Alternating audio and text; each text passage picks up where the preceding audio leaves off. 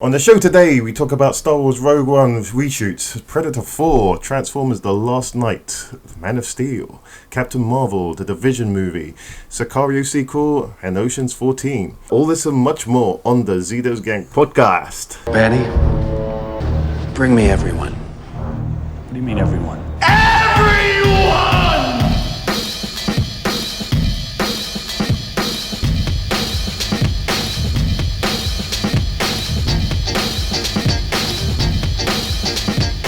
Welcome everybody, this is the Zedos Gang podcast. With me today is Sasha Alari.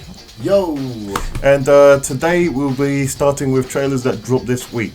And so we've got a good batch, I say a good batch of trailers here, I think. Well, before we get to that, let's get with the pleasantries. How you doing? Yeah, I'm good, man. I'm good. Just had my Pepe's Peri Peri chicken. Yeah, that's a nice plug for them. It's a really sunny day today. It's a freaking great day. So let's get straight to it. Okay, so Batman vs Superman: The Ultimate Edition. This makes it sound like a video game, like it's Capcom's next edition of the film. So I saw the trailer. You saw the trailer. So I'm going to start first. So this isn't going to solve anything for me.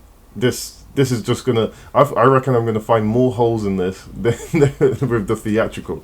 So I've already seen a character that wasn't even in the film. I'm guessing she was supposed to be Batgirl. Anyway, I don't know who it is, and I saw a lot of other stuff that probably should have been in the film the first time around. I can't say I want to watch this, but I'm intrigued. What are your thoughts? My thoughts are, this is the best trailer I've seen all year. No, seriously, the whole cut made me see the film in a completely different light. I actually think all the uncut footage is going to make it the greatest film that's come out of 2016. And what do you really think?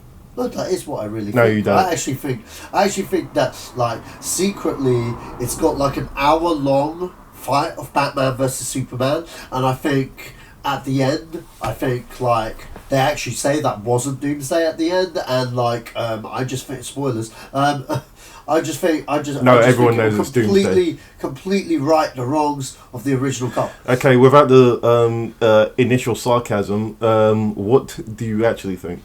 I couldn't fucking care less. You say there's new shit in this fucking trailer that was cut from the film? Yeah, there's loads of stuff that was cut. I'm pretty sure there was, but okay. It's no secret. It's no longer playing in theatres now. I can say I hate this movie. This movie's like the worst film I've seen all year. You know how I ranted about the Ninja Turtles sucking? Well, guess what? The Ninja Turtles was actually better than this movie. But you know what? Yeah, I don't care. Didn't care less that when I saw this trailer, I couldn't tell what was new footage and what wasn't new footage. I actually couldn't tell. I just saw it as another Batman Superman trailer because I cared so little of what we're gonna get. Then yeah, I don't know. Being serious though, I do hope we get more of a fight than 8 freaking minutes. And you know, as long as that fight is good or better than what we got, then fine. I'll YouTube that fight till the cows come home. Is she with you? I thought she was with you.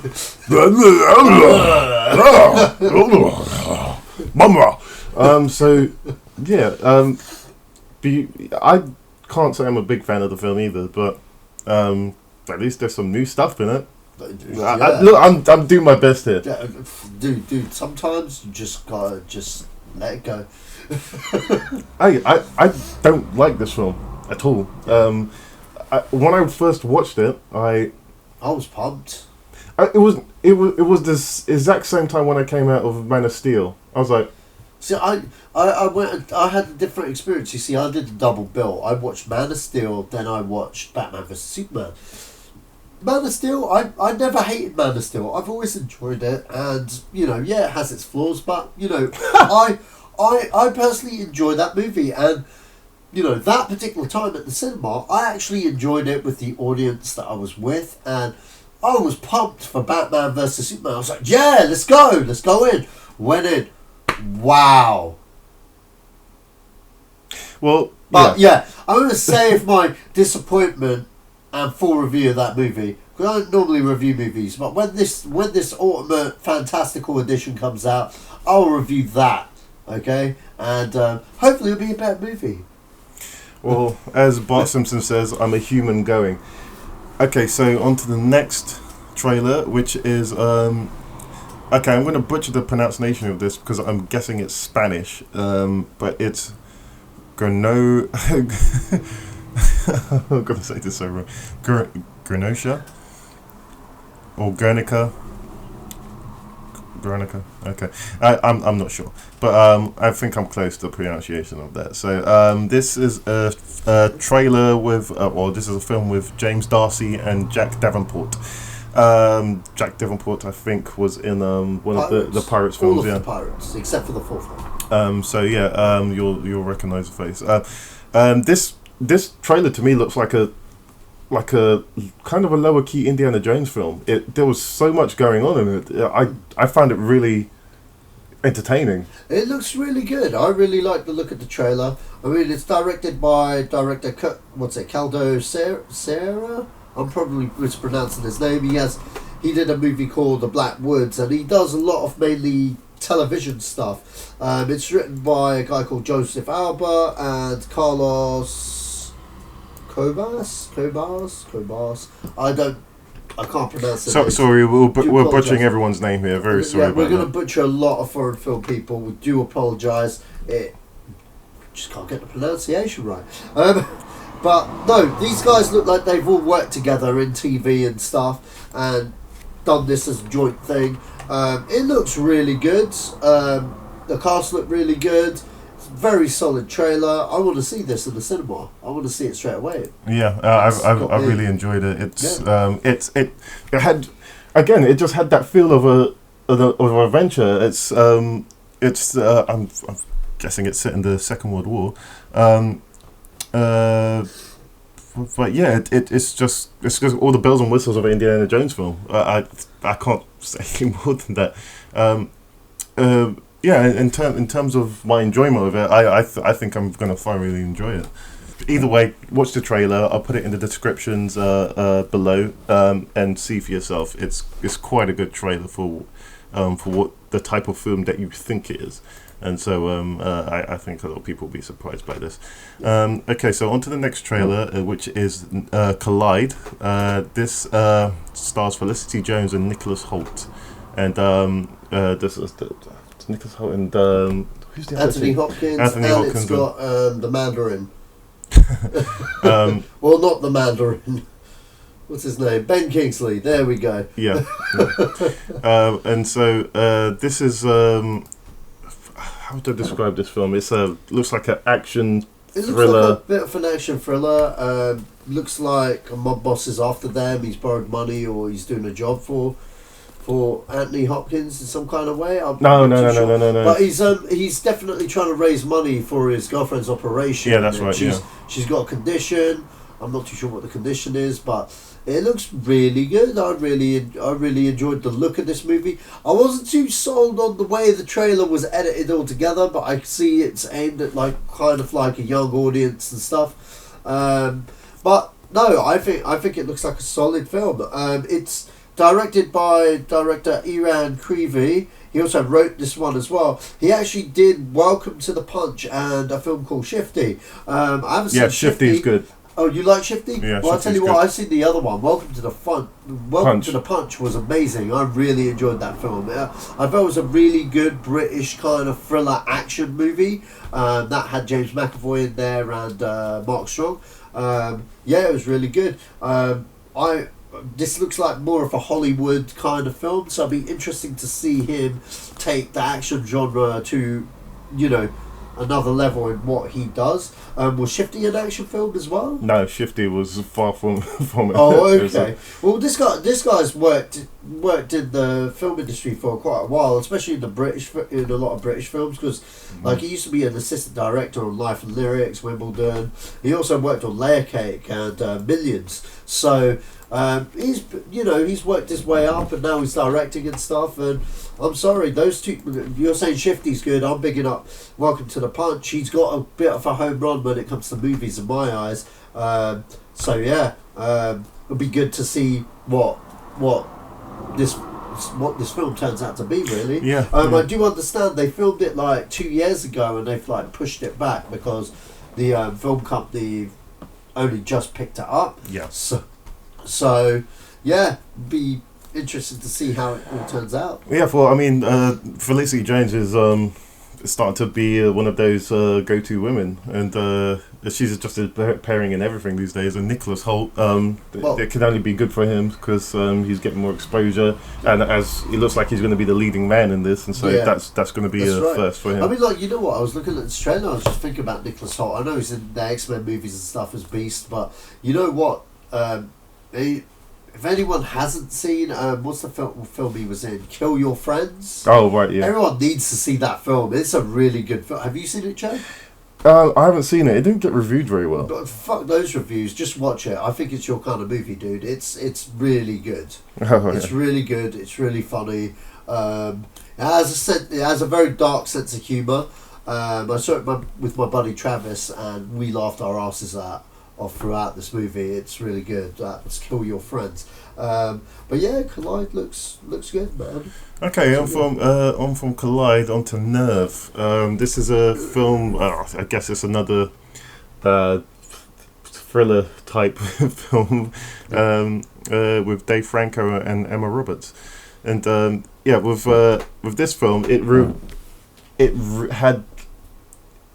seems like it was foreshadowing The Game by David Fincher to me. It's got that feel to it, but with a younger. It's got a young twist on it. It looks like it's for the Twilight generation. So it's the game for the Twilight generation. Let's just say that. Not that that's a generational thing anymore, but it felt very much like if you've never seen The Game. I know this is what we're talking about, but yeah, go watch The Game. It's one of David Fincher's best films. I liked the trailer. It was interesting. It was interesting. I think it will grab people. It will definitely get a crowd in to watch it. It's got that energy to it that you want to know what happens next. You want to know what happens when they get to the end of it. But yeah, it's one of those big brother type of film. You've got to do this, and then you've got to go to the next thing. And if you don't do this, something will happen. It's one of those films. But yeah, it's looks interesting. Yeah. It's directed by Henry Jost and Ariel Schulman. They both did Paranormal Activity 3 and 4. It's written by Jessica Schatz, who's actually she actually wrote the Dirty Dancing TV remake. I don't know whether that gives me confidence there, but of course I haven't seen the remake there.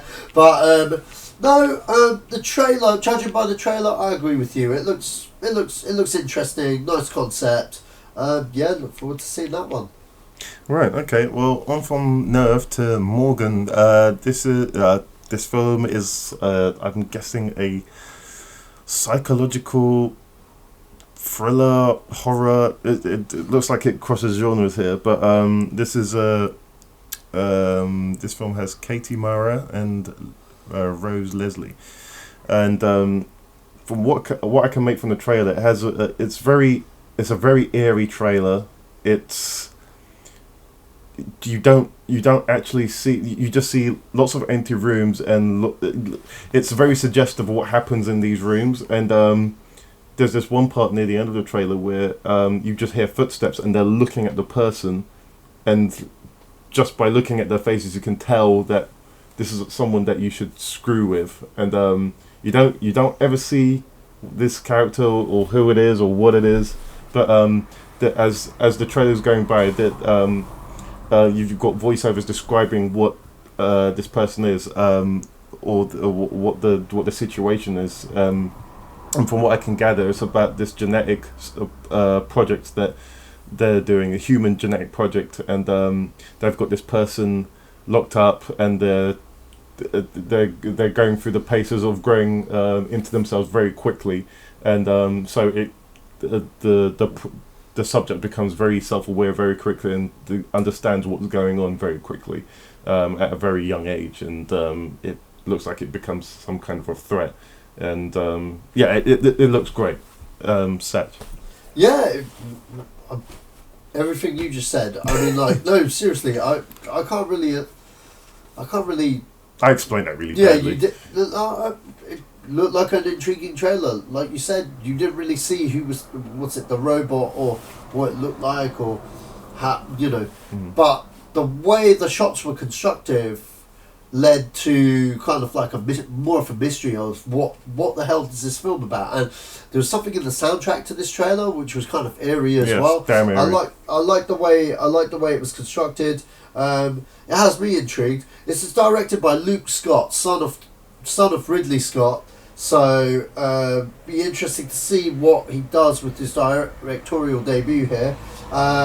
It's written by Seth W. Owen, who did The Runaround and Peepers. I've not seen either of those films, but you know what I mean. This trailer does look very, very interesting. Yeah. So yeah. I'm guessing Ridley's setting his son up to take over the Alien franchise at some point. If he, I don't see that happening. I'm sure his son will want to mark his own kind of cinematic legacy then. Yeah, maybe. You don't know, man. But that trailer had all the hallmarks of what an Alien film would be like. I see where you're coming from there. But yeah, no, it looks intriguing. It stars Kate Mara and Rose Leslie of Game of Thrones fame, and she was in The Last Witch Hunter as well. That's Jon Snow's bird. If you guys don't watch Game of Thrones, she's for all those guys that watch Game of Thrones. If you don't watch Game of Thrones, she was the female lead in The Last Witch Hunter. Yeah. Okay, well, I'm from Morgan to The Infiltrator, which stars Bryan Cranston and John Leguizamo. And this is, oh gosh, these guys, are they CIA agents or FBI? I think the CIA.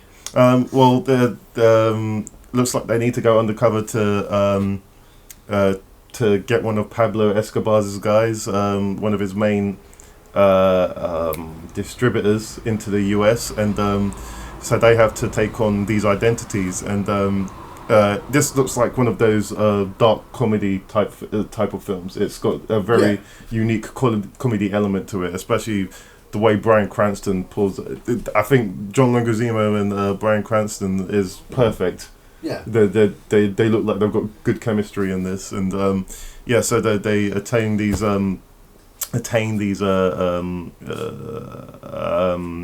identities, and they try to get to the drug underworld to get this Pablo guy, and that's all I can say about the trailer. Really, it looks really good. It looks really entertaining. It's got that it's got that element of what Blow was, in the sense that it was a. Are they getting too deep into the world? You don't know if they're going to make it all the way back. This looks really good. I enjoyed it. I can't wait to see this film. It should be quite good. I mean, it's done by Brad Furman, that did Runner and The Lincoln Lawyer and The Take, and they're all really good films. I personally liked Runner, and I really love The Lincoln Lawyer. In fact, that film was my first kind of foray into, wow, Matthew McConaughey can act? I just thought he was a rom-com guy. Well, I think that film more or less reminded people that he can be awesome, because he is awesome. You know? Yeah. John Campea was saying on Movie Talk that he always bet on him. You've got to watch this guy. He's going to be something, and he was right. But you know what? He did a time to Kill way back when. Got phenomenal praise for that movie and his acting. Mm. But this is he's a smart movie star. He knew he could do rom-coms for as long as he could and just get paid. Yeah. You know what I mean? Yeah. Now he's in a position where he picks the movies he wants to do, or the projects he wants to do. And it's not even about the money, it's just doing the quality work. And in the past 5 years, he's just done nothing but gold. But we've gone off topic there. Yeah, that's my fault. But no, The Infiltrator does look really good. I have faith in it. That was a good trailer. And it's got John Leguizamo. Leguizamo. Yeah. him, Luigi from Mario Brothers. That guy. No one's gonna remember that film. No one does, but people do, and I remember it because that was my first time I saw him in anything. I was like, he's not Luigi, but you know what? He's the best thing from that. Okay, so in terms of human form, who the hell do you expect Luigi to look like? Hey, look. I didn't say he was rubbish. I'm just saying, in your mind, as a human, what does Luigi look like? I know you got a green cap, Joe. What does that mean? You could be Luigi. No, I couldn't. I'm not white. Neither's. Don't say neither is Luigi because they're Italian. And if you say anything beyond that, you're going to get yourself into a lot of trouble. I wasn't going to say neither's Luigi. I think you were, but never mind. Okay, so that's it for the trailers. I'll put all those trailers in the description, and you can watch them at your leisure.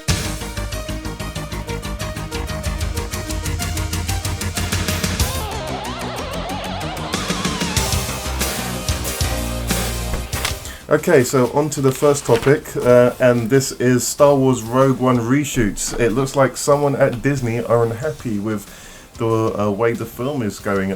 It's either too dark or too light, I'm not sure, or they just want more of something else, but it's set up for reshoots, but in the Star Wars world, reshoots are the norm, so it's not anything particularly...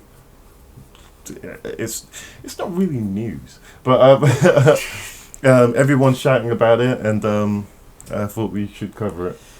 Well, this first appeared on the New York Post, the most credible source of anything, but actually turned out being a little bit true. Let's look at the facts, okay? Like you said, every Star Wars film has had a reshoot since The Empire Strikes Back, Return of the Jedi.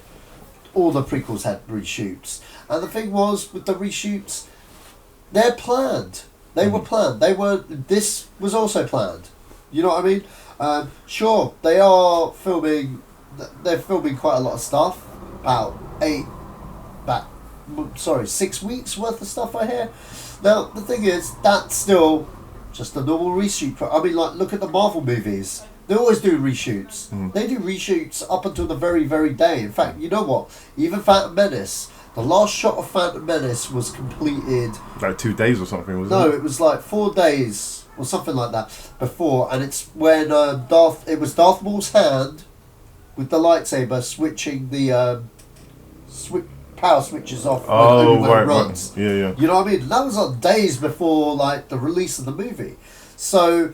6 weeks of shooting, yeah, fine, whatever. Whatever makes this a great movie.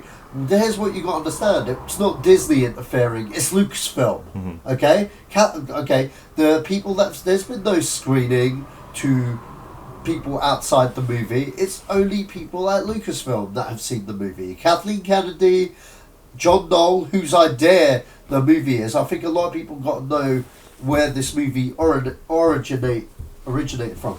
Basically, John Knoll, who created Photoshop and was responsible for the effects in Terminator 2, etc., The Abyss, he worked on all the prequels, on the effects for the prequels and stuff, and he was actually on set when they were shooting all the live action stuff, so he knew where to put the digital creatures and stuff, and he's quite close to George Lucas, and he'd always ask George, where'd the plans for the Death Star come from? It became an in-joke kind of thing. So George Lucas, when they were selling the company and stuff, he turns around to Kathleen Kennedy and goes, yeah, your first thing should be how they get the plans for the Death Star. Speak to John Knowles. John Knowles gets the credit for getting the ball rolling on this first film. And, he saw it. It probably didn't live up to his imagination. But you got to understand, it's not like they hate what Gareth Edwards had shot, which is not the case. Okay, not the case. He just has a cut. He sat out. He made a war movie, and that's fine. And they've even said that they're not reshooting any of the action sequences and stuff like that. It's just more the character moments. Because when they started this thing with the script that was halfway completed, and they needed to rush this because they're trying to meet the release date. halfway through filming, Christopher McQuarrie gets brought on board to finish the rest of the script. That's fine.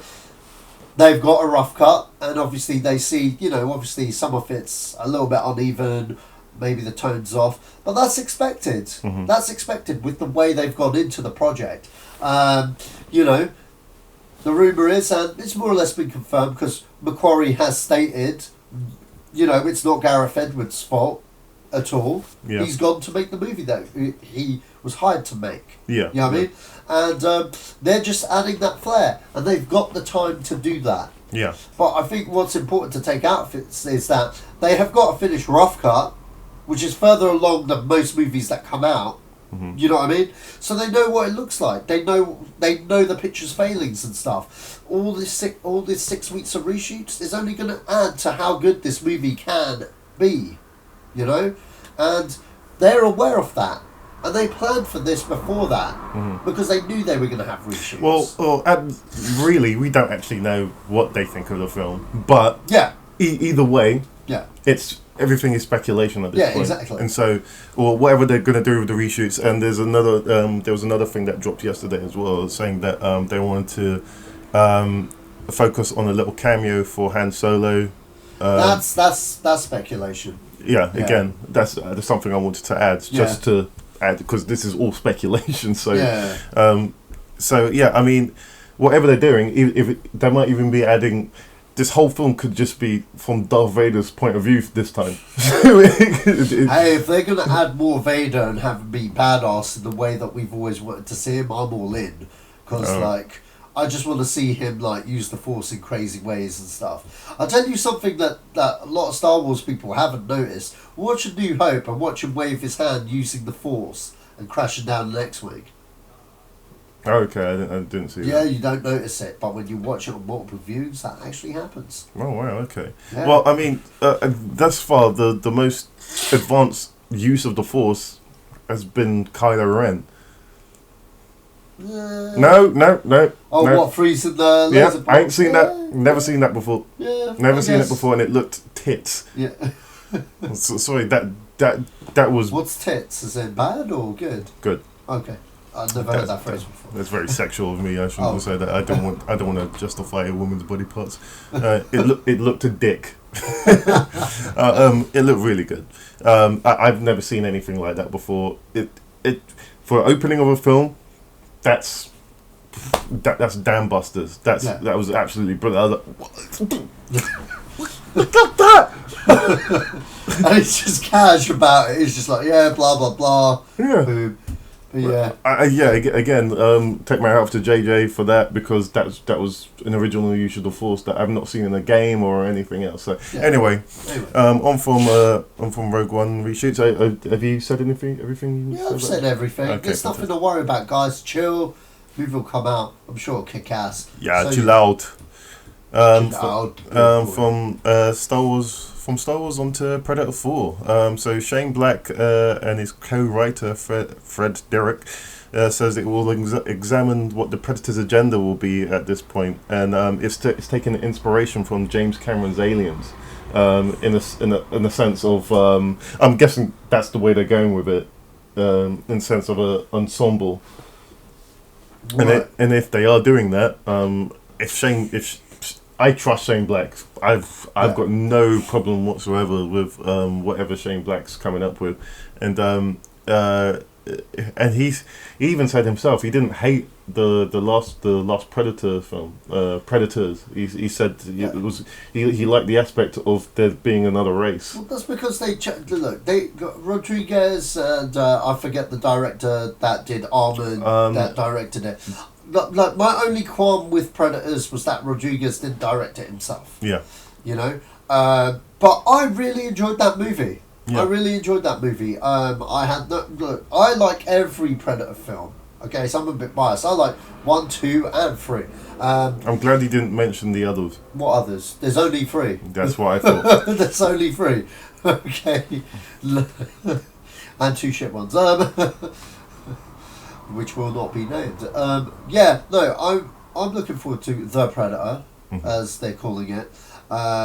for marketing reasons, of course. Oh yeah, of course. It's not a reboot of Predator, so no one getting the knickers in the twist. If anything, it's gonna be like.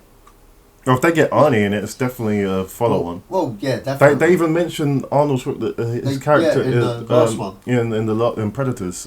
Actually, he's mentioned in all of them. Is he? Oh yeah, he's mentioned in 2 as well, isn't he? Yeah, that's right. So yeah, it's definitely continuation of the franchise, and just taking it into a different. And that's what this franchise needs. It needs a shake-up. You got to reinvent it in a way that makes it fresh again. You know what I mean? Because what's the point in doing the same movie again? Mm-hmm. You know what I mean? They did it twice with Predator 1 and Predator 2. Yeah. You know, they took it from the jungle to the urban jungle. Okay, that's the tagline of the movie. That's actually a good tagline. I know, man. I know. You know what though? Every time I think of that movie, I just think of what's his name, Willie, King Willie, or whatever his name is. From what? You know, the Jamaican drug dealer with the you want some ganja, man. You want some ganja, man. And the transition of his face was brilliant. I like Predator 2. I don't know why it gets so much hate. That was the first Predator movie I ever saw. Yeah, so and was mine. I really enjoyed it. I'm sorry. I was 8 years old. You couldn't tell me like what not to enjoy. Yeah, exactly. And I enjoy it now. I still enjoy it. That's a good film. It's no Arnold Schwarzenegger's Predator because that's just a cinematic classic with the best script ever. Yeah. And Shane Black's in that movie. He plays Hawkins. So, you know, who else to get than a guy that was there, man? Yeah. He was in Nam, man. He was there. Well, it was way after Nam, but... Well, yeah, okay. Yeah, I get what you mean. In terms of Predator 4, I mean, there's not much to talk about it, but in terms of the what he's doing with the script and comparing it to James Cameron Aliens, then, yeah, I'm interested. I was interested just to see what he was going to do with it anyway. So, in that essence, whatever's coming, give me, and especially if they bring back Arnold and whatever he said that they're gonna make the design of the Predator a bit more organic. Okay. I'm not sure what that means, but if one thing that my friend Imran Yusuf always says is that his hands when he's pushing the thing on that little gadget he has on his arm, he says the fingers on his hand and just his digits it doesn't add up because it doesn't look right. It functionally doesn't look right. There's no way they could have built that technology because their fingers they've got long nails. maybe they got Jaguars working for them. We don't. We don't know. Maybe they got these little technicians that come in and they have a laboratory of them and they're like, "Yo, make that shit, otherwise I'm gonna fucking blast you." No. Well, the thing is the technology had to come from somewhere, and so they would have had to develop something up to a point. Yeah. So I see what he was talking about there. Anyway, we're getting far too geeky on this. Are we? Predator 4? I'm done with. Okay. So from Predator 4 to Transformers: The Last Night. I really don't want to talk about this, but Last Night was pretty cool. I got really drunk and Transformers: The Last Night. Yeah, that could go suck a dick. This is on the official Twitter they released an image of what quote Megatron looks like. Didn't he die? Isn't he Galvatron? Who cares? Who cares? Doesn't he transform into cubes or something? Who cares? I don't care. Wow. I don't care. That last movie really upset you. By the way, guys, Joe was rooting for Transformers. Even as bad as 2 and 3 were, and 3 actually, 3 was on a better trail than 2. But you still kept the love, man. You were like, yeah, and he was really hyped for number 4. He saw the T-Rex and the T-Rex riding on the stand. How can you not go to watch a film where Optimus Prime's riding a friggin' T-Rex? Well, we obviously did, and we got disappointed real quick. Whoever marketed that was a genius. That was genius. He's riding. Yeah, I've got to see that. automatically I had to. I didn't even care if the film was bad or not. I just have to see what that's about. Yeah, but this is the aftermath, man. I know. I don't care now. I've never seen you this disinterested in Transformers. I just don't care. Why? But it's like you kill. Anyway, no, this is your domain. No, who cares? No one cares anymore. Who cares? Okay. Who cares? Anyway, so they're bringing back Megatron for whatever reason, and hopefully whatever. So they've got Sir Anthony Hopkins playing a role in this film. I don't know what he's playing. I don't know if he's playing. I reckon they got him as a Quintesson. I reckon he's going to be a Quintesson if he's going to be a voice. If the Quintessons are in this, and if Optimus Prime's gone out to space like he did in the last one to solve some kind of issue, then the only place he would have gone to is the Quintessons, because that's what you heard. That was the last message or something from the last film. I can't remember. But if they're going out into space, it's going to deal with the Quintessons. The Quintessons are the creators of the Transformers. And lots of other things. I'm guessing it will involve Unicorn at some point, but at the way they're going with it, doesn't look like it's going to be anywhere where it's.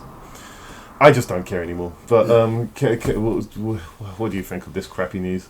I don't care. I mean, they had John Malkovich in one of them, and he's fantastic. a great Let's actor. move on. And yeah, it doesn't mean anything to me until I see what he's doing in some kind of capacity, and even then. It won't even bloody matter until we watch the damn movie. Let's put it this way. I'm going to use a gaming term here, which is running riot in the gaming industry at the moment.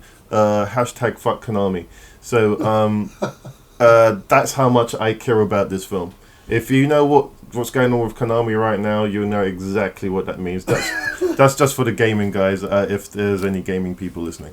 On from that. Pile of garbage to Man of Steel, Man of Steel sequel. So in a recent interview with Russell Crowe, he was talking about that there were multiple sequels to the first Superman film, or if you look at it in a really weird way, the second Superman film. So yeah, it was this talking about sequels to Man of Steel, and that they were going to throw them out quite quickly, but I think because of the way that the Avengers was taken, they wanted to quickly just put everyone in this in the next film, in the next DC film. So that's what turned into Batman vs Superman. Oh, okay. And a quote from him said, "I think once they made a decision." Because originally, I could be completely wrong, there was a number of Superman movies, but I think they made the decision to jump past those and go into the idea of Batman and Superman in the same film. So no, I didn't have any decisions about that. And so that was a quote from Russell Crowe in his recent interview. And so he's clearly up for doing more, but they went a completely different way. And I would have rather have seen more Superman films than what I got, because it would have been. I would have seen more.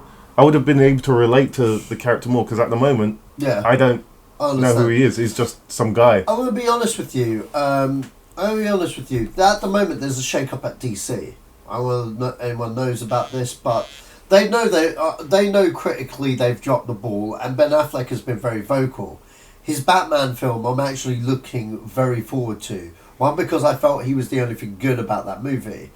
But the first thing he did was bring Jeff Jones from the comic book world into the movie world and goes, I want Jeff Jones to co-write this goddamn movie with me. Jeff Jones is a big deal. He shaped most of the DC universe currently. You know what I mean? He made Green Lantern like a really big character in the books, like for a new audience for quite a long time, and he's done that with a very different number of the characters. By the way, DC fanboys that are listening in, I'm not fully clued up with his work because I haven't really read that much DC comics myself, but I'm aware of who the guy is, and you know, by a lot of my friends that are really into comic books and stuff, they're getting their dicks wet. They're fucking getting excited over this shit. And you know what? I don't blame them. because they've now put him in charge of what goes on in the DC cinematic universe now, it might be a little too late for some, but you know what? Since the Man of Steel sequel hasn't got a script or anything present, if Jeff Jones is involved, I have hope in that sequel, in whichever form that it may come, because I think he's the guy to shepherd it into a direction that it needs to go, than the direction that it was going. Yeah. I don't know whether Snyder's going to be back for this one, because like obviously he's been doing Man of Steel, now this, then Justice League. There's nothing set for where he is after Justice League's 1 and 2. Whether it be Man of Steel sequel or not. But I'd personally like to see George Miller's take on Superman. I know he's been his name's been mentioned, but he's the director that excites me after watching Mad Max. That's if he'd want to tackle something like that. I know he's been interested in the past, but those elements into play, I'm remaining optimistic for the Superman sequel and the DCU at this time, but I do think Wonder Woman and Justice League, because Jeff Jones isn't involved, kind of like, it's a bit too late to stop the locomotive.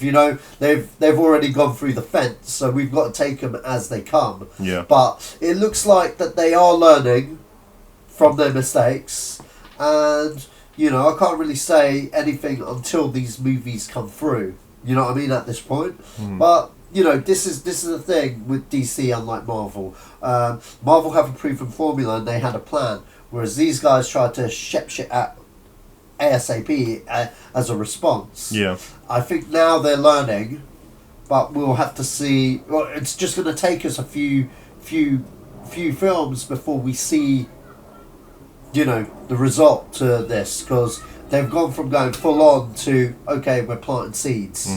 Which is what they should have done in the first place, but it's trial and error at the minute, so we'll have to see. Yeah. Well, I mean, whatever they're doing next, I'm still very disinterested. Yeah. And I think I don't think it's the general consensus, but this Man of Steel, this Batman vs Superman film didn't do DC any favors. I'm looking forward to seeing Wonder Woman to a degree, and I'm definitely looking forward to what Ben Affleck does with Batman. Oh yeah, definitely. I would say I was interested in seeing Suicide Squad, but I'm just so deflated from DC stuff at the moment. I'll see it, but yeah. I've got a feeling Suicide Squad's going to be actually good. I reckon it's going to be all right. Yeah, I don't think it. It's. I mean, okay. Take X-Men Apocalypse for example. Yeah. I reckon it will. Some people, if you look at X-Men on Rotten Tomatoes, it's kind of split down the middle. Yeah. There are people that like it and there are people that don't like it. Yeah. And I reckon that will be Suicide Squad. Yeah. I reckon it'll be alright. But I'm willing to be surprised. Yeah. I hope I'm surprised that it's wow, this film's awesome. Yeah. Everyone should go see it. Yeah. I hope so. I mean, I like David Ayer, who's the director. Yeah. He hasn't done a crap movie in my book. I love End of Watch, and I love the Schwarzenegger movie he did. What was it called? Sabotage. I think that's a really cool film. Sure, the ending was a little bit like. I've not seen Sabotage. It's a really good film, but the last 5 minutes, they kind of go in a different direction. I'm not going to say what happens, but it's a little, you know what I mean? It's a little bit mismatched for what the rest of the movie was. Right. But aside from that, it's a really solid film. You know what I mean? And I like what I've seen from Suicide Squad. The only hesitation to Suicide Squad for me is the character of Deadshot played by Will Smith, because Will Smith is the last person that I would have ever wanted to play Deadshot. But you know what I mean? It's a different interpretation. It's the movie's interpretation of Deadshot. So we'll see how it goes. And my other hesitation was Jai Courtney, because I just don't really rate. Yeah, I don't think many people do like him. He needs to go back to Spartacus. Oh wait, that's cancelled now. So. Guess he can't. Anyway, moving along. Okay, so on from that to Captain Marvel, and it looks like Marvel Studios have found their Captain Marvel in the name of Brie Larson. The only thing I know about Captain Marvel is that Rogue stole her powers. That was one of them. There's been again, that's what I mean. That's the only way I know. There's been multiple Captain Marvels, male and females. The current one in the comics is Carol Danvers, I think. So yeah, Brie Larson. Room was great. She was good in Room. I see why they cast her. Why not? Everything Kevin Feige seems to do turns into gold instantly. Yeah. So they know what they're freaking doing. Sorry guys if I sound pro Marvel. It's just when the recipe's been proven, don't mess with it. Yeah. And until I think it'll take like about 5 crap Marvel films for me to go fuck Marvel and fuck them. But no, they're on a winning streak. I personally didn't like Age of Ultron, you know, but then they reinvigorated my trust with them with all the rest of their movies, you know, like fucking Guardians of the Galaxy, man. That was like my movie of the year whenever it came out. It was that good. You know, Marvel at the moment, they can do no wrong. Yeah. The one I'm scared about is Spider-Man, because that's my favourite character of all time. It's just... I'm not scared about Spider-Man. Just, like, he was great in Civil War, but I just want to see... It can't get any worse than it already has. Yeah, so we'll have to see. But yeah... with Captain Marvel, yeah. I'm guessing they're going to stick her in one of the Avengers films. I think I think the plan is to put her in one of the upcoming films. Not Civil War. Excuse me, not Civil War. Infinity War. Infinity War. Well, this comes out before that. No way. Yeah, this comes out before that. I think they are going to put her in one of the upcoming films. I'm guessing they're going to have to because if the film comes out before that as well, then yeah, that would make sense. So, and will she fly in this one? Yeah. But how would they? I mean, so far the only character that really flies in that world is Vision. And Thor, he doesn't even really fly.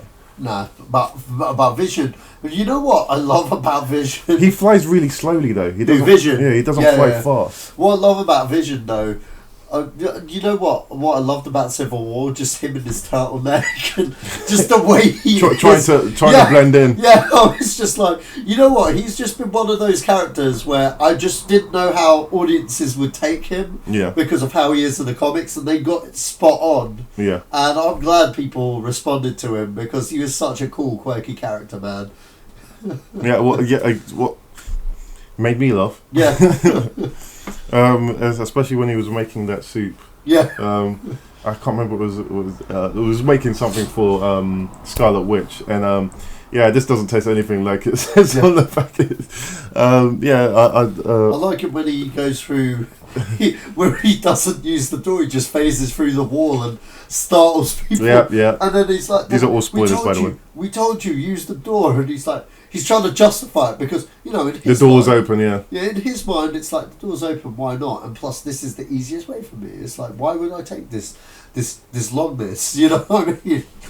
And anyway, Captain Marvel. I'm not sure when they're going to start filming this or when they're going to confirm everything, but for now, it looks like Brie Larson is the Captain Marvel until Marvel says otherwise.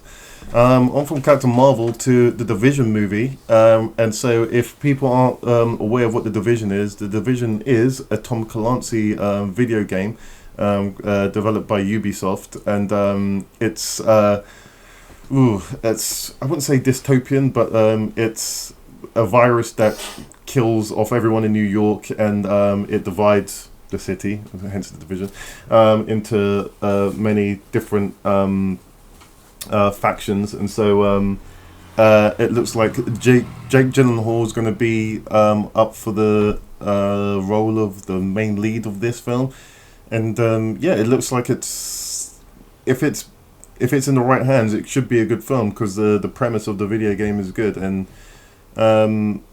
I mean, it's Tom Clancy. This is his. I don't know what else to say. If you've seen the Hunt for Red October or any of the what are those films called? Oh, what's it? The Jack Ryan films. Jack Ryan films. Jack Yeah. Ryan's Hunt for Red October, Patriot Games, Clear and Present Danger, Yeah. Summer Full Fear, and Jack Ryan, Shadow Recruit. Yeah. Let's not talk about that. But in the if you like those type of films, I'm guessing this is going to be in the same vein, but more of a on the slightly Resident Evil side in terms of its post-apocalyptic to a degree. I'm guessing you don't know anything about the game, but I've not played the game, but it's Ubisoft, right? So Ubisoft, they do Assassin's Creed as well, right? that's right. Yeah, so they're doing a whole kind of like they're trying to do their own kind of studio thing, kind of Yeah, like how that's right. Marvel, you know, that's the mold now, how Marvel Studios do their stuff, and so Ubisoft have a big, strong slice of the pie here, where they're trying to control their IPs with these movies, especially with Assassin's Creed and with this one. So fans of the games, you know, if it's anything with how Blizzard handled the Warcraft movie, you know, that should be cool. Fans of the game should be alright because it will respect the material.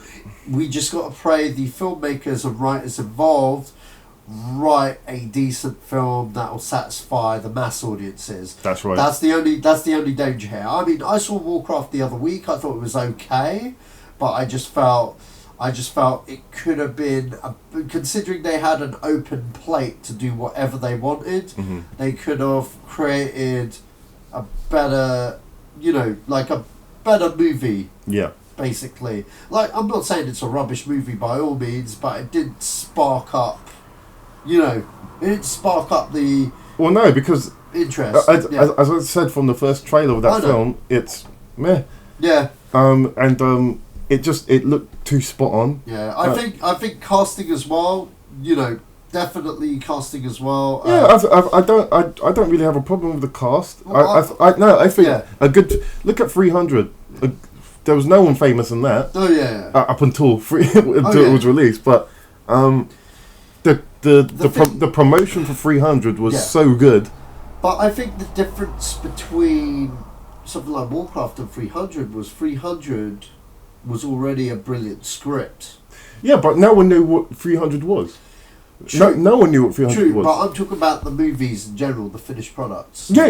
That's great. Yeah. But what I'm talking about is I'm talking about the marketing aspect of it now, and the way it looked.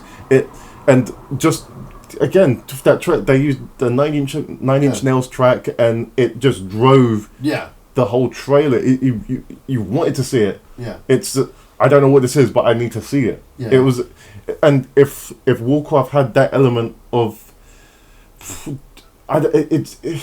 they did try something like that with they used the Prodigy track in it. It just didn't work. It felt like it was trying really hard to push something out there. I mean that 9-inch nails track that was used in 300, I'd heard it before, but never against anything. Never executed in that kind of way, I've never seen it up against anything like that before. Well, everyone still quotes, this is smarter. Well, again, you know what I mean? This is what I mean.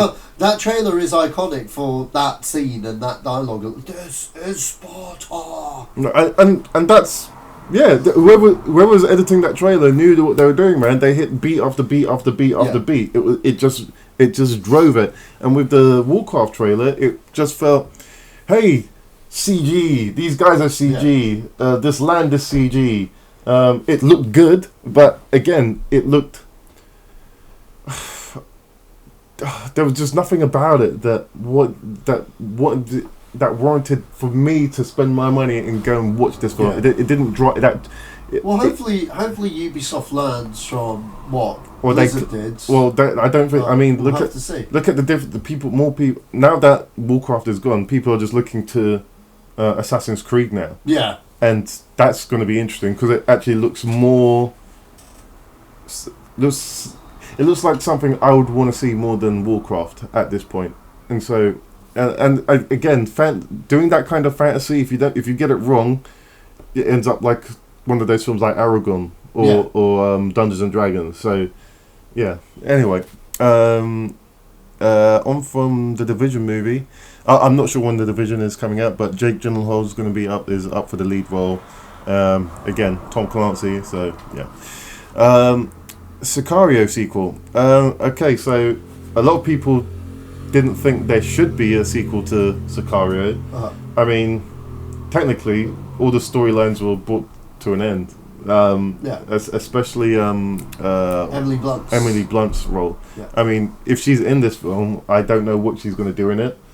Well, I mean, I guess with clever writing, you could give her an extra arc, but ideally, if you've watched Sicario, there's not much for her to do after that, because everything she thought she knew has kind of been turned up on her head. She doesn't even know if she wants to stay with the is it the CIA or FBI that she's with?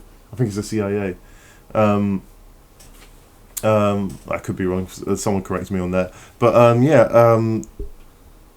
you never really, even with Josh Brolin's character, you never know if what side of he's playing on. Yeah. And even with Benicio del Toro, his character was brilliant. Yeah. I could see more of his story because there's clearly more to tell. Yeah. And from where he's going with that, but just in terms of where the film ended and the characters involved, a lot of their arcs you can't really do any more of it. Yeah. And so when they said they were doing a sequel, I thought, oh, that's weird. Well, you got to understand this. We touched on this a few podcasts ago. I really remember the names of the producers or the writers off the top of my head right now, but when I looked into this, it turns out this is a very producer and writer fueled project. All of them came from TV and wanted to tell the story of this world. Yeah. And they've said very openly they see it as a three-parter kind of thing. And you know what I mean? Like, I don't know whether Emily Blunt will be in this. But even if she isn't, I think that's all part of the plan. No, you know? That's the thing. I don't think she needs to be. Yeah. But if they tell the story without her, or well, they know what the way I see it is, this isn't something that they're making as a cash grab. They're doing it because they've planned it to be a certain way. Mm-hmm. You know what I mean? We don't know what that certain way is because we've only seen the first part. And it was filmed like a beginning, middle, end, because in case it didn't do so well, we won't make the other parts. And they're doing it. It's not even director dependent, because the guy they got was hired for the project. You know, it wasn't like he was like, "This is my baby. This is Sicario." This is a very producer driven franchise where they're picking the people they want to make it like flourish in the way they want it to go. So I don't know. I like the first one. Yeah, you're right. There probably no reason for a second one that I could see, but if it's part of the plan, I'll give it a shot. If it's not as good, or I feel I don't like it, well, I don't have to like it. You know what I mean? Like, it's not like Ghostbusters or something that I've like grown up on, or you know what I mean, got a certain attachment to. Like, I liked Sicario. I think it's a fantastic movie. Yeah. Yeah, go make it. Give it a shot. Let me be entertained. Well, yeah, I guess there's not much more to say on that. But yeah, I'm guessing they're going into production in this film pretty shortly. Seeing how fast they've whipped this up, so yeah, I'm looking forward to seeing Benicio del Toro's character in that. Oh, he was very interesting in that film. What he did at the end of that film. Yeah, great. So on from that to Ocean's 14, which is it's really a spin-off from the Ocean's 11 series, which is not a reboot; it's a continuation of the series. George Clooney is in this film, and now Oscar winner Cate Blanchett is rumored to be in talks. Well, she's not rumored to be; she's in talks to be in this film. It looks like Jennifer Lawrence might be buying out of this one, which I don't think is a particularly bad thing. But I'm the more that I hear about this, the more interest that I'm having for it. I'm not particularly 100% interested in it, but if Soderbergh comes back and does this, I'm there. I like anything that Soderbergh does. So There's no director attached to it at the moment, but I know Clooney is going to be in it. That's not entirely true. They do have a director. It's Gary Ross, that the original Hunger Games, whatever. Seabiscuit and Pleasantville. Hence why Jennifer Lawrence was rumoured to be attached, because he likes working with the same actors genuinely. You know, his go-to guy was Tobey Maguire at one point in his career, but at the moment it's Jennifer Lawrence. So I could very much believe that when he was attached to this, he'd go seek out her. To be quite honest, this is a bit of a cash grab, the way I see it. This whole project stinks a cash grab. Mainly because they've all not denied this. They've very openly... Why would these films not a cash grab? Very openly said this in Empire, especially when 13 came out. Okay? Soderbergh hates borrowing money from studios with people interfering in his projects, and he's got one or two irons in the fire. Clooney as well. Okay? Yeah. Clooney as well. And Clooney doesn't really have a franchise. You know what I mean? Well, he does have a franchise. Well, he does this. But do you know what I mean? It's going back to the well to fund the stuff that they really want to do.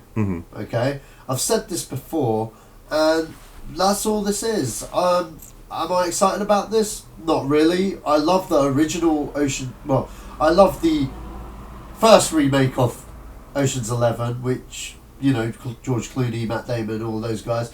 The sequels, I couldn't give a flying fuck. I love all of them. I think they're hilarious. They have moments. No, it's about the ensemble. It's not even... After the first one, it's not even about the film. It's just about those guys being around each other. And if you...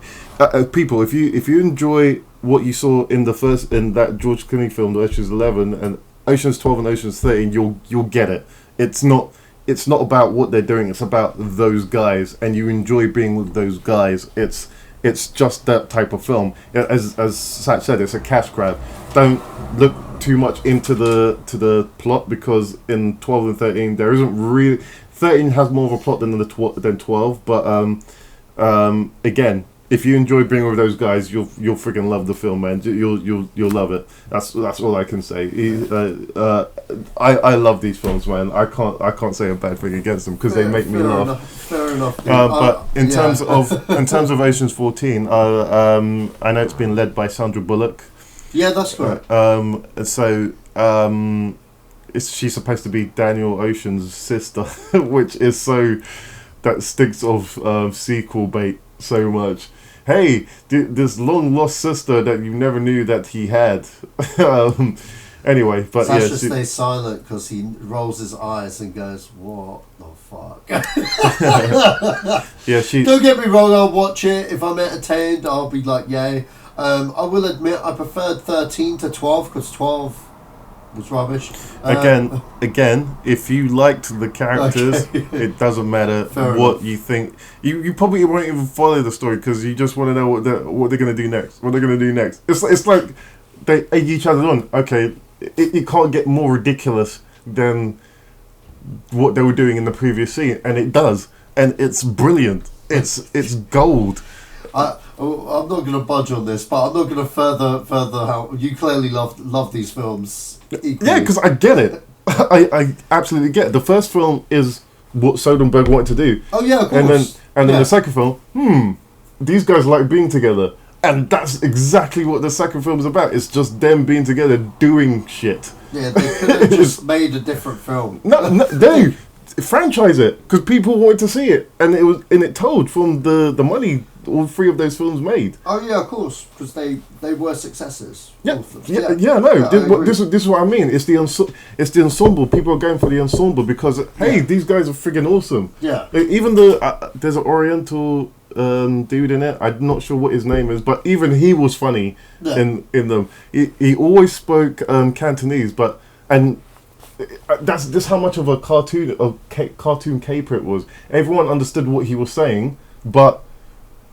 they didn't understand what he was saying. Yeah. It was almost like, do you know what? Do you remember Lassie? Yeah. Okay, so the later versions of Lassie would come up to the owner and say, "Rrrr! Oh, you mean there's someone stuck in a mine in the old town where the Roger was? Okay, you got to show me where it is." And that's exactly what that was. That's kind of how I felt. What's her name? I was going to say Keira Knightley, not Keira Knightley. Oh, you called Keira Knightley a dog, no, damn. what? No. What was her name? Daisy Ridley. There we go. I thought that was her relationship to BB-8. Well, that's everyone's relation to all the droids in all the Star Wars films. they understand. What was that boy? No. The way I acquaint it to is binary. Everyone knows what binary is. Yeah. Binary is essentially a language, computer language. So if you know binary, you know what the droids are saying. Yeah. And so that's how I acquaint to what certain people understand what they're saying. It's just like when what's the Wookiee called? Chewbacca goes, only Han Solo knows what he's talking about because he spent enough time around them to know what certain things means. Yeah. And I'm sure he's had a few mismeanings about certain things, hence the arm ripping thing. Yeah. That's what I can. Anyway, Ocean's 14. I'm not sure when it comes out, but I'm cautiously optimistic about it. It should be interesting. I'm not optimistic, but that's just me.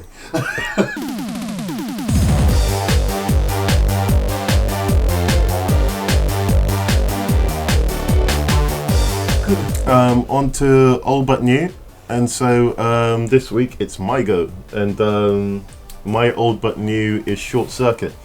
And so if no one's seen this film, it's when there's a guy called Steve Guttenberg, kids. He was really famous in the 80s, and then after Police Academy 4, he dropped off the face of the earth. He get to make some bang bang with Sharon Stone in that air balloon, but hey. Anyway, he dropped off the face of the earth. Steve Guttenberg was king. He was king back in the 80s and early 90s, and Short Circuit was about this robot that becomes alive. It's I'm not even sure who that was directed by, but it's a really charming film. If you've seen Chappie, it's a better version of that. So people could have enjoyed Chappie. I don't know if they did, but Short Circuit is absolutely brilliant. Is a charming character. You'll fall in love with him straight away. And who's the chick in it? The one that's in the Breakfast Club. I can't remember her name. She's also in X-Men. This X-Men that just really? Yeah, she's the teacher right at the beginning. Crap, I can't remember her name, but she's also in this part. The one of the lead characters in it, or supporting characters. Ali Sheedy. I'm not sure that's how you pronounce her name, but I think that's her. Yeah, she shows up in the X-Men Apocalypse right at the beginning as a teacher, and yeah, she does. I'm clearly the only one to notice that, but so I had to IMDb it. Yeah, she does. Wow. Okay. Yeah, and it was that actress. It was Ali Sheedy. Yeah. Sheedy. Again, Short Circuit, brilliant film. Go watch it. However you guys do that these days.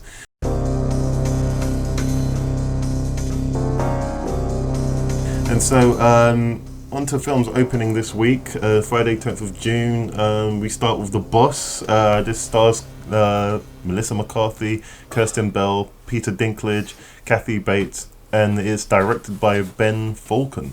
So The Boss is, if you know anything about Melissa McCarthy, she has a thing for doing a type of comedy, but this seems a little bit different to her shade of comedy from what she usually does. She's not falling over this time. She's actually quite a badass in this. She kind of reminded me of her performance in Spy, taking names and faces, man. I've not seen Spy. Everyone should watch Spy, but yeah, it looked good. Yeah, it looked entertaining. Yeah, it looked entertaining. I wasn't going to give it a go, but I think I might now. Yeah, this is a 15 in the UK, so it looks like it deals with some pretty heavy stuff. So that would be an R in the US. So Again, from what I can get from the storyline, she's someone that's gone to jail for insider trading, and she's when she's being rehabilitated or something, she lives at Kirsten Bell's house for whatever reason, and comedy ensues. And so that comes out on the 10th of June.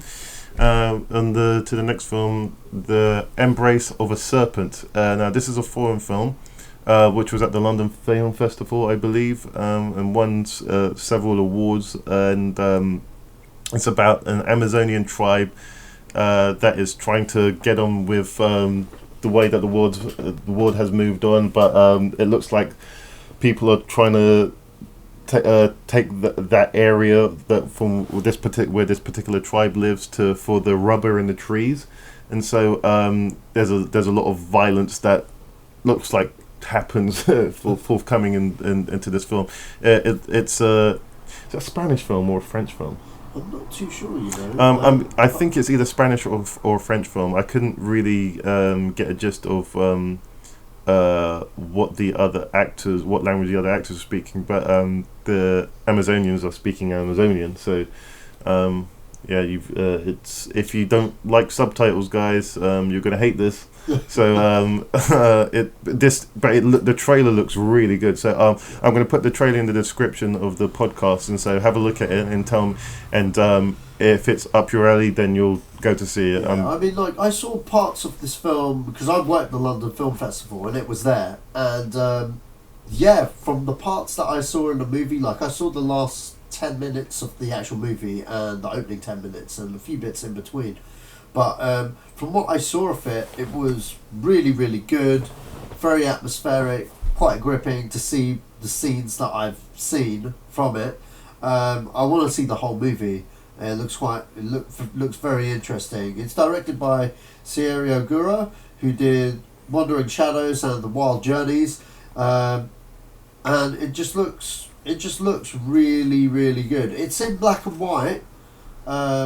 I think there are some colour elements in there that the cut I saw might change from the theatrical release, because they did say that they were looking for a distributor, because when they entered the film festival it didn't have a distributor at the time, so that's probably why it's taken so long to come out, because I almost forgot about it until I saw the trailer. I was like, hang on, wait a minute, I have seen this, and the trailer only just hit recently, so you know what I mean, I saw it months ago, but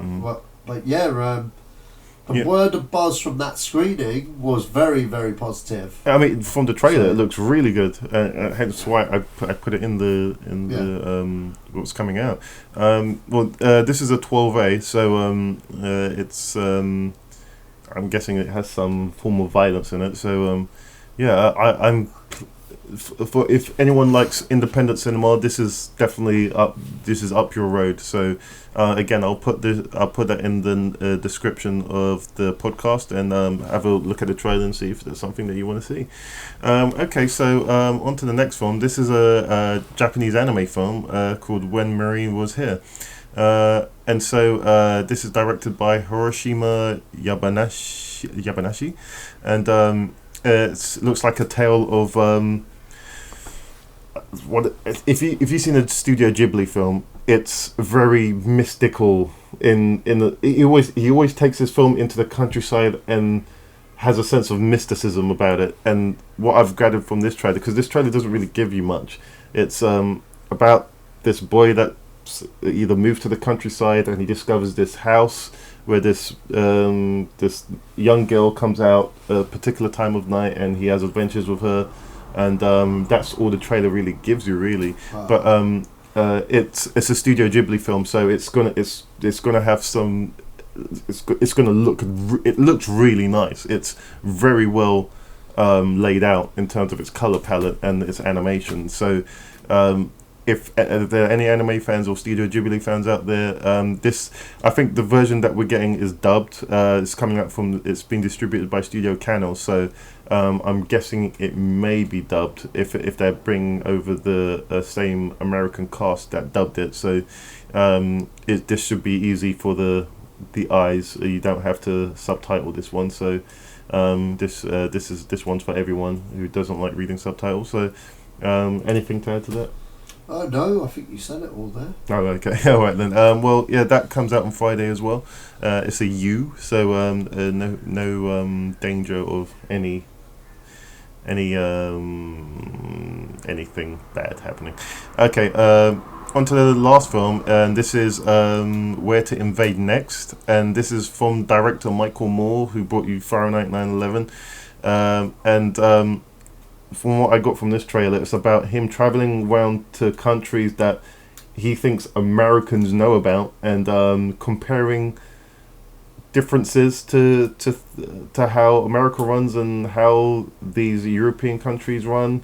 There's one scene in particular where he goes to, I think it's Switzerland, and he talks to them about student debt, and they all looked at him like he was nuts and say, "We don't have any debt here."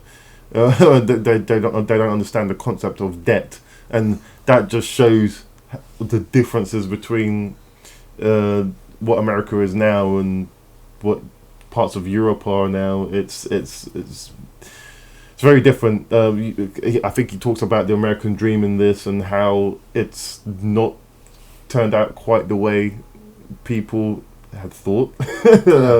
And so again, if you like Michael Moore, he's always controversial, always at the cusp of what's the next big topic to talk about, and this one looks like it's the big Kamali, as that's an Independence Day reference. But yeah, anything to add? No, you said it all there. I've got the last two films that you took the lead, man. It's all good. But yeah, it does look interesting. Michael Moore doing his thing. Yeah, man. Just more. Yeah, again, if you're Michael Moore. Wow, you watched that TV series as well? Which one? Oh, okay, you didn't. He used to have a TV show on the BBC Two. I used to watch it. Oh, okay. And that's the only reason I knew who Michael Moore was. Oh, okay. I just know from Bowling for Columbine. That documentary kind of blew my mind a bit. I was like, wow. Okay, so before he made that, he had a TV show called Much More Michael Moore, I think. It used to run on BBC Two for years, and then I think he went into filmmaking after that. But yeah, so this film comes out on Friday as well. It's a 15, so I'm sure there's some sharp language in it and some other things. But yeah, that's all the films that are coming out next week.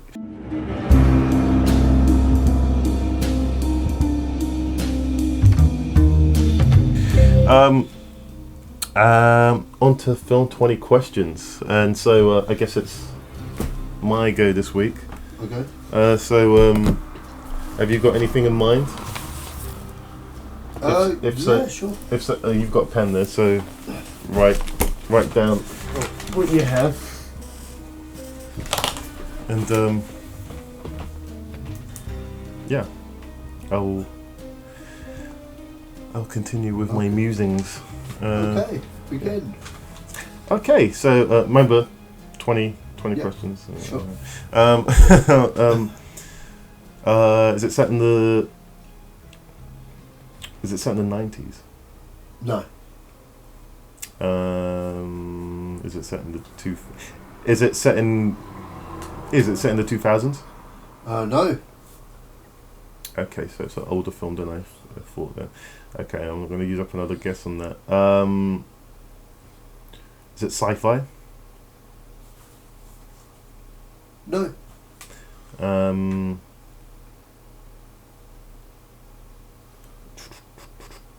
Does it have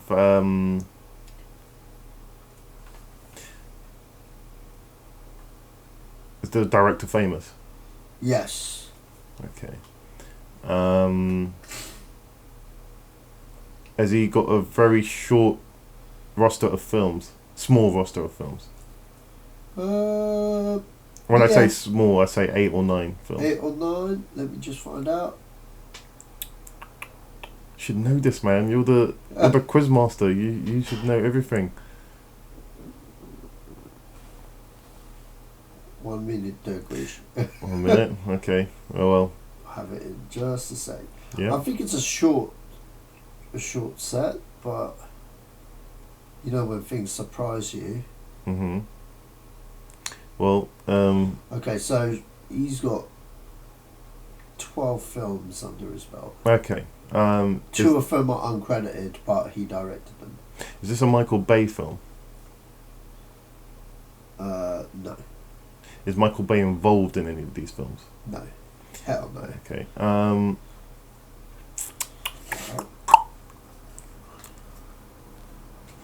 Is this is the genre? Oh gosh. Is it action thriller? No.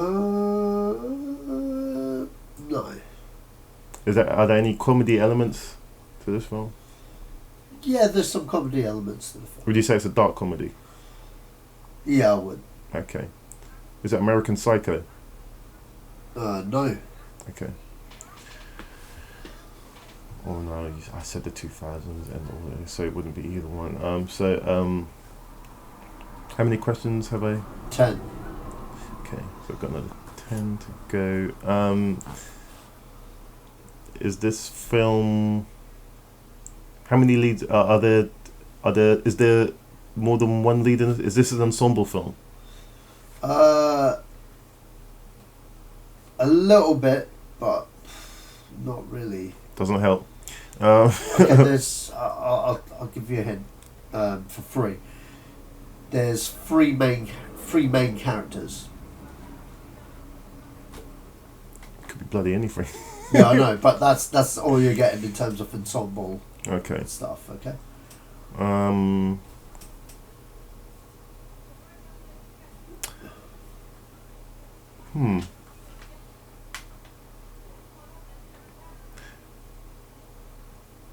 Does this have a connection with Die Hard? No.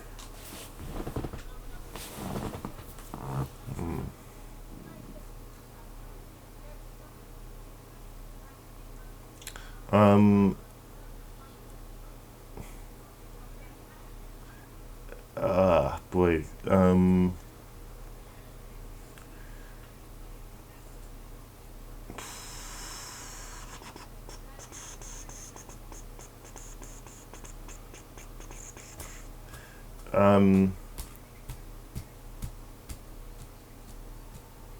Is Ivan Reitman involved with this? Nope. Okay. Damn.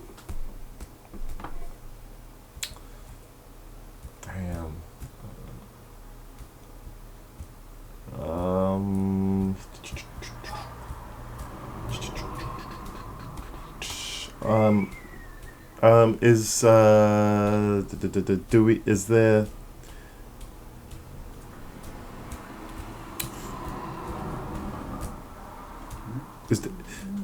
Is this film a big blockbuster film? This. No, it's not a blockbuster. Would it? But it's a big film. Is it Jaws? No. Okay. I'm just trying to think of ensembles where there's three. You've got five. You got 5 more questions. Yeah. Do you want another hint? No. You sure? Because Yeah. I think you're gonna need it. No. Okay. It wouldn't give it away at all. It's alright. Cool. If I haven't got it by now, it's probably someone that I'm not really keen to knowing. Yeah.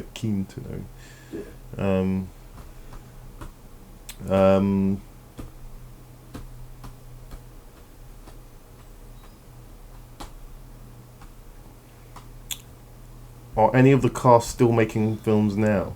Yes. Okay. So it's an 80s film. No. Yeah, I have no idea what this is.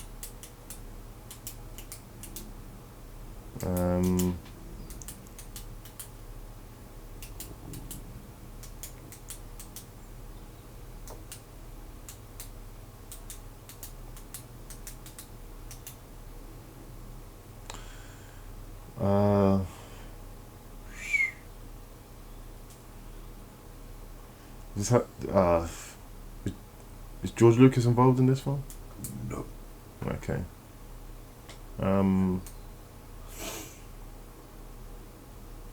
Is Harrison Ford in any of these films? Nope. One more guess. I don't know. I don't know what it is.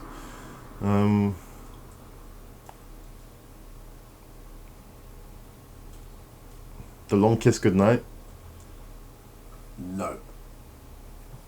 So I've got one more guess now.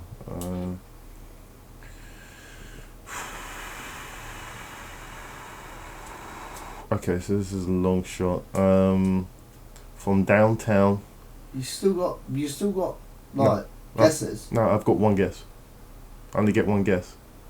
Yeah, but I gave you that for free. Oh, okay.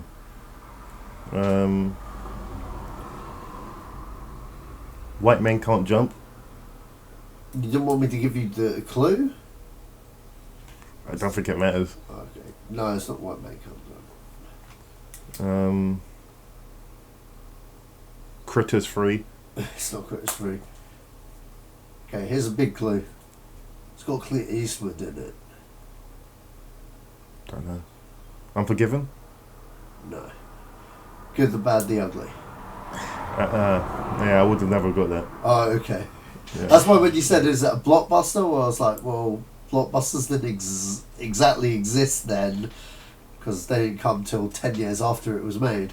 But it was a big movie, so that was like, I wouldn't class it as a blockbuster. It's a western. Yeah. Hence, I've only ever seen that film once. Oh, okay. So yeah, I would have never got that. Yeah, so it was just kind of like, it was a bit hard because it's got humour in it, but it's not a comedy, and because it's a western, But, It's a Leone film. Yeah, Sergio Leone. Okay, well, If you guys haven't seen The Good, the Bad, and the Ugly, watch it. I don't care how old you are, it's that good. And check all of his films, especially all of his westerns. If you're not into westerns, watch his westerns. Sergio Leone movies. Check out A Fistful of Dollars, A Few Dollars More, and The Good, the Bad, and the Ugly, and especially Once Upon a Time in the West. If you haven't checked out those 4 films, trust me, they're fantastic, all of them. also, alternatively, if you watch them and you enjoy them, watch Akira Kurosawa's films, The Hidden Fortress, Yojimbo, and what's the other one? Seven Samurai? Seven Samurai. Yeah, watch those. Akira Kurosawa, friggin' brilliant filmmaker, more or less a mirror of what Sergio Leone's films are. So yeah, go for it. Well, that's the first time anyone lost to game film 20 questions, and so I'm glad it was me who lost. Okay, well, that's it, guys. That's it, folks. Just for people that want to know if they want to write in and talk about the show or make a comment, feel free to leave a comment in the below where the podcast is, or feel free to write in at podcast at zedosgang.co.uk and write in anything you wish to. If it's a film name, film title for the Film 20 Questions game, feel free to do that as well, so we can guess the name of your film, and that would be awesome if you could do that. Thank you, Satch, for participating once again with all your film knowledge, and thank you, audience. Satch, where can we get you? At Sasha Olari on Twitter, and at Zedos Gang, I guess. Yeah, there you go. If you want to contact us, just go into the YouTubes and put in Zedos Gang, and you'll find all of our stuff there. I plan to have a little bit more other than the podcast there, and you find us on SoundCloud as well, so on Zedos Gang. Just put that in and you'll find us. And on Twitter, I am Joseph Buchanan on Twitter, so just put that in, or at Zedos Gang on Twitter. That's the way you can find me. So again, thank you, audience, for participating in your listening, and Satch, thank you. And this has been the Zedos Gang podcast, and we're out.